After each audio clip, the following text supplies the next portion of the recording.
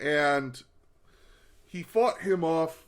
So Harvey Wimbledon needed a new monster to fight The Undertaker, and the new monster would be Giant Gonzalez. Giant Gonzalez was the El Gigante in WCW, and that was actually one of the reasons Undertaker left WCW, was they wanted him to feud with El Gigante, and he did not want to do it. But Vince McMahon gave him a start and really made him a star in WWE, so he felt he owed Vince and Bruce Pritchard. So he tries to get everything he can out of Giant Gonzalez. He cannot. The match ends in disqualification when the Giant gets a chloroform rag from Harvey Wimbledon, knocks out the referee, and attacks. The Undertaker puts the chloroform rag on the Undertaker's mouth, and that is what caused the Undertaker to go down. Match DQ'd. The streak lives 3-0. This should not be a part of a streak. Reverb. Doesn't count. Undertaker is only 20-0 at WrestleMania. This is a terrible match. And it's not either guy's fault. The El Gigante was just a guy who unfortunately just could not get his body to cooperate. I mean, he was almost 7 feet tall. And sometimes it just doesn't work. It sucks, but you can't all be Andre the Giant or Big Show. It sucks. It really does.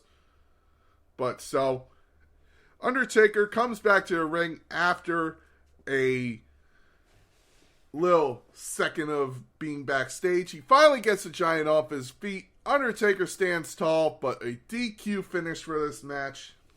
And that's part of the streak. Now, ladies and gentlemen, it's time for your main event. Yokozuna versus Bret the Hitman Hart for the WWF Championship. Bret the Hitman Hart would go into it as the champion. And again, I reference icons on the WWE Network or Peacock, where you live in the United States or not. It's a great documentary because it really tells from Roman Reigns, from Jimmy Uso, from Rikishi, and Bret Hart of. They were supposed to have a 13-minute classic match. It was supposed to be amazing. But Yokozuna was unfortunately very out of shape. We're not going to lie there. And his body just wouldn't cooperate. They had a great 5-minute match, but Yoko was so winded after that, they just basically had to go with a finish. Which is why the finish looks kind of a little bit weird with with Mr. Fuji hitting Bret Hart in the eye with the rice or the salt. It just looks a little weird. The timing looks off, and Bret Hart gets rolled up. Yokozuna wins the title, and you then get Hulk Hogan coming out. Now, apparently this was backstage. Hulk Hogan had just mentioned to Vince McMahon that, hey, if you need me and you need a hero to go over at WrestleMania, you can always get me in. I could always come in and help. But there's conflicting reports of Hulk Hogan really demanding it to Hulk Hogan just really saying, hey, I could be there, and that they wanted Hulk Hogan to be there for the next big world tour, and then drop the title back to Yokozuna before he leaves for WCW, because it was supposed to be his farewell tour. Hulk Hogan comes out. Yokozuna and Mr. Fuji challenge him to a match at WrestleMania for the WWF title, and Hulk Hogan, leg drop. Hulk Hogan is your WWF champion to send the crowd home happy. Ugh. This was the weirdest, stupidest WrestleMania I've ever seen. It's just got so many botches, so many wrong matches, so many stupid finishes. Why was Hulk Hogan needed for that? I get to send the crowd home happy, but come on, then have Bret retain. I don't know. And then have Yoko walk out, maybe have a heel stand tall at WrestleMania for once. Of who could stop Yokozuna? I don't know, man. It's a bad WrestleMania. Bad WrestleMania. I get why they call it the worst WrestleMania of all time. Now, I would go years later. Actually, this last November, I went to Las Vegas and I stayed in Caesar's Palace, and I would get to see the Coliseum. It's a beautiful arena, amazing to see, and I would just look around and say, this is where Hulk Hogan almost destroyed Yokozuna's career. Huh. It was a fun way to see it, but at the same time, it was still terrible. And that is WrestleMania 9, ladies and gentlemen. And now, ladies and gentlemen, it's time for my final review of WWE 2K22. So if I had to give it a rating between 1 and 10, 5.5, you know, it's got its moments where I'm like, okay, it's turning the corner, it's getting good. And then the controls come in. The button mashing, which I actually like for the submissions, but that's it. The stupid reversals that you can only do on certain moves. If you try to do it on the other times, you get a little blue circle that pops up just to basically say, hey, go fuck yourself. And people are saying, oh, it's only on certain moves because it's unlimited this time. You mean what you could do just by changing the settings in every other WWE game? Where you can reverse anything? I don't know. They fucked up reversals. How do you fuck up reversals? And again, my faction, it's just my team. Which WWE, I get why they added it. The success of my team in Madden and NBA 2K is amazing. But in WWE, it just doesn't work. It's why fantasy football doesn't work for wrestling. It's just because it's not a team. Sometimes there's tag teams and sometimes there's factions. That's true. But it's not all about the factions and the tag teams. It's about the single wrestler going for that title. I don't know. And Showcase was very good with Rey Mysterio. Showcase is always very good. Universe mode was kind of cool. They really need to work on helping you build a wrestler. I felt a little lost at first. I was able to finally do it, but it takes a lot of work. And my GM, it's basically just my faction. It's the same thing. I don't know why. Okay, why put this back in? You can only contest for singles titles. You only get 2 singles titles of the World Championship and the Women's Championship. And that's it. You only get a certain amount of money. And that's it.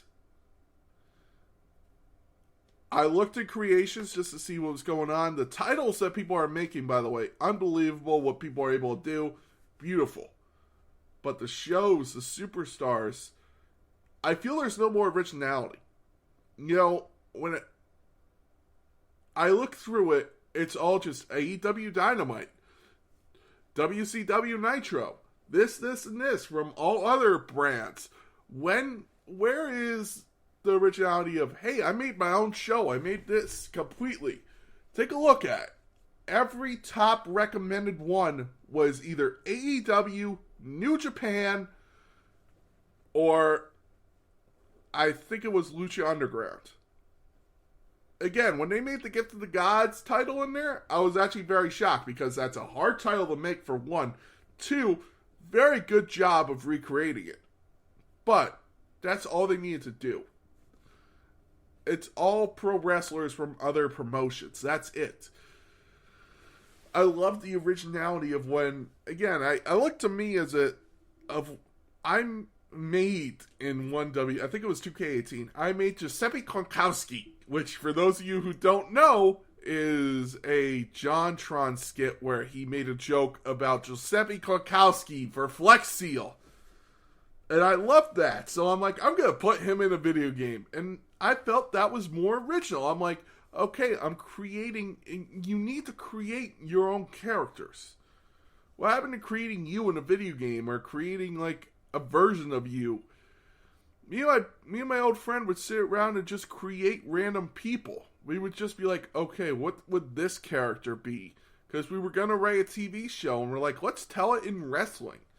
And unfortunately, it never came to fruition, but it would have been very cool for us to be like, because we just sat there making characters. We made the stages. We made the show. We never filmed it, but it just would have been, because we just had different ways of going about it. But we had it all made, and we made these cool characters. But it feels like everyone's creativeness is gone. Nobody wants to give credit to creative people anymore. Now, I know I'm saying this, we started a podcast. When everybody started podcasts, and a very simple podcast at that. You just do reviews. Yeah, I know. Because I know I'm just getting started. And I know the game's just getting started, but there's still... I wish there was more originality to it. And the controls just don't feel right. I love the old controls. I thought the old motions were amazing. Now, the graphics, unbelievable. That is where it goes above and beyond. The graphics are great. There's still a lot of glitches, but that's to be expected from a game that's just been released. There's going to be glitches. There's just a lot left to be desired from this game. And people are calling it the best WWE game ever. I don't think that, but that's just me. This is just my opinion. There's a lot left to be desired from WWE 2K22, and I would understand if WWE goes to EA. My review of WWE 2K22 is smack dab in the middle. Not great, not terrible. It's good at best. And that's my review of 2K22. Let's get into drinking, ladies and gentlemen, with your WWE Drink of the Week. How about a mango tequila sunrise? Doesn't that sound fucking delicious? Let's see what the recipe is this week, ladies and gentlemen. A mango tequila sunrise, you're going to use golden tequila, 1.5 ounce golden tequila. By the way, drink responsibly. Do not drink if you are under 21 in the United States. Do not drink and drive. Alcohol can lead to very bad things, so make sure you drink responsibly. And if you are an alcoholic, seek help through great organizations such as Alcoholics Anonymous. Anyway, a mango tequila sunrise. 1/2 ounce golden tequila. 1/2 ounce of spiced rum. 1/2 ounce mango puree. 3 ounces of orange juice. And 1/2 ounce of grenadine. Fill the glass with ice. Combine the golden tequila, spiked rum, mango puree, and orange juice. Make sure you shake well before pouring it into the drink. And then add the grenadine just as a little tip, just so it goes around and creates a nice little tiny redness to basically represent a sunrise. Add your ice. Garnish with an orange slice and a cherry. And enjoy. And that is a mango sunrise. Make sure to drink responsibly, ladies and gentlemen. And that is your WWE Drink of the Week, ladies and gentlemen.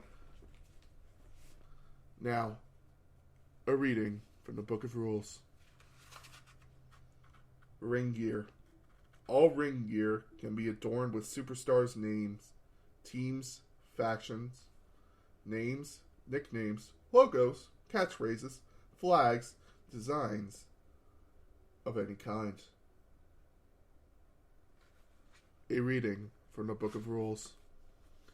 And now, ladies and gentlemen, it is finally time for everybody's Battle Droid of the Week. Everybody's favorite segment.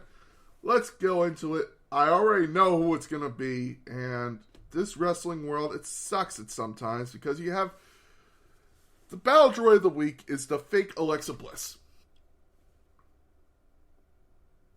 Apparently, someone made an account claiming to be Little Miss Bliss and is robbing people of their money for fake photos, for fake cameo appearances, for fake shit.